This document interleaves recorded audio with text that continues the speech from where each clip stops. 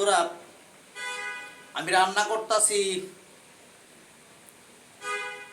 সকালবেলা। এখন গরুর মাংস, ভাত, এই যে মাংস।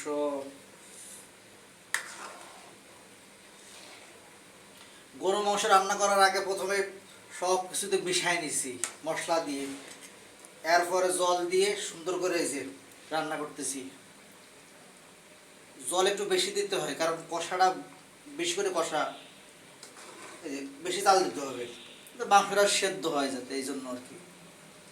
মাংস সেদ্ধ করার জন্য জল বেশি দিতে হবে।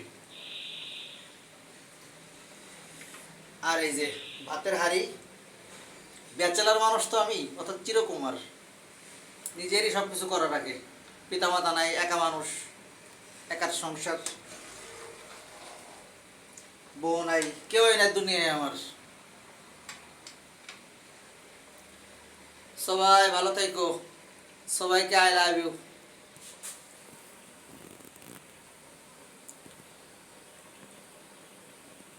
ধন্যবাদ,